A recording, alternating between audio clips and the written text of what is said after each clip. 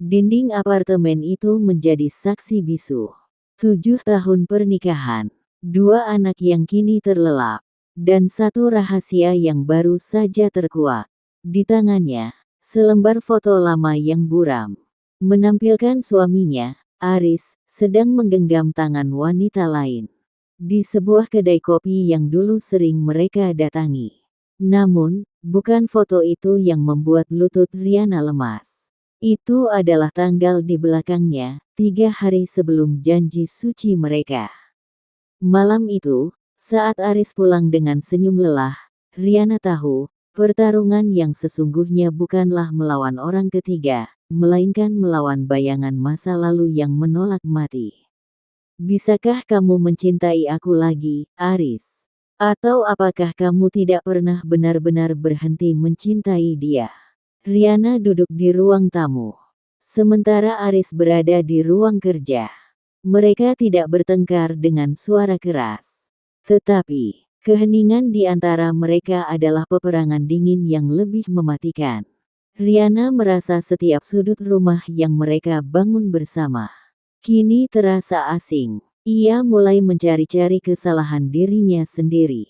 Gaya rambut yang tidak lagi modis, karir yang ia tinggalkan demi anak-anak. Keraguan ini adalah racun yang lebih kuat daripada pengkhianatan itu sendiri. Setiap aku merasa gagal dalam pekerjaan, Ri, aku selalu teringat bahwa aku juga gagal mempertahankan Sari. Aku tahu itu bodoh. Tapi aku membiarkan kegagalan masa lalu itu terus membayangi pernikahan kita.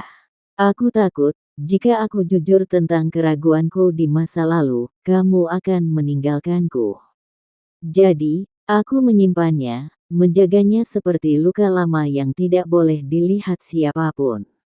Riana menyadari bahwa Aris tidak hanya berbohong padanya, tetapi juga pada dirinya sendiri. Aris menahan beban emosional yang seharusnya mereka bagi. Momen ini meyakinkan Riana. Masalah mereka bukan hanya tentang cinta Aris pada Sari, tetapi tentang keterbatasan komunikasi dan ketakutan Aris akan penolakan. Di ruangan terapi, Aris dan Riana diminta untuk saling mengungkapkan rasa sakit mereka. Riana mengungkapkan rasa rendah dirinya karena merasa menjadi backup plan. Aris, di sisi lain, harus menghadapi kebenaran bahwa ia menikah dengan Riana saat ia masih berkabung atas Sari. Terapis menantang mereka. Kalian menikah bukan karena cinta, tapi karena kalian membutuhkan satu sama lain.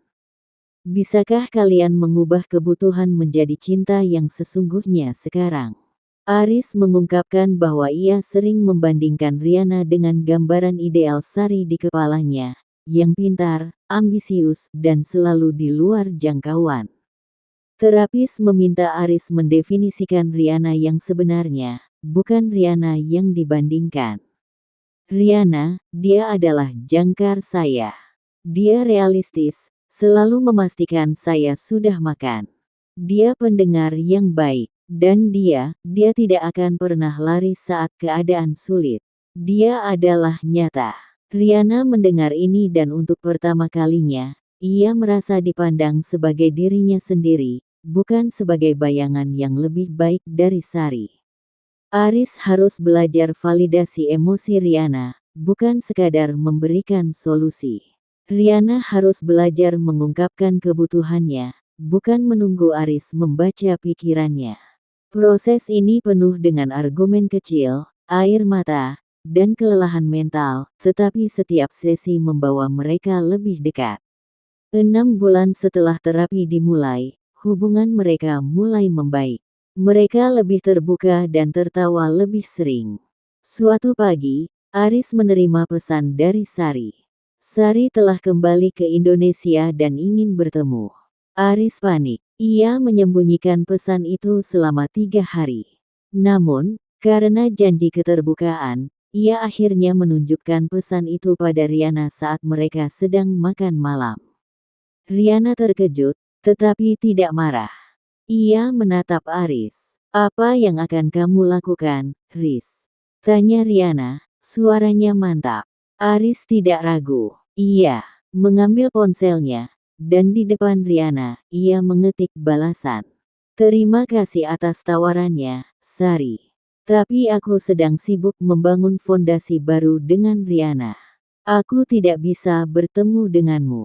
Riana tersenyum, bukan senyum kemenangan, tetapi senyum lega. Aris telah memilihnya, bukan di bawah tekanan pernikahan, tetapi di bawah godaan dan kesempatan. Mereka berdua mulai menyusun rencana liburan keluarga.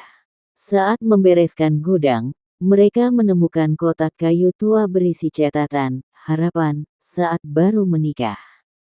Aris membaca harapannya. Aku berharap Riana tahu betapa berartinya dia dalam hidupku, dan aku akan selalu membuatnya merasa dicintai. Aris menatap Riana, matanya dipenuhi air mata bahagia. Aku gagal di poin itu, Ri. Tapi sekarang, aku punya harapan baru.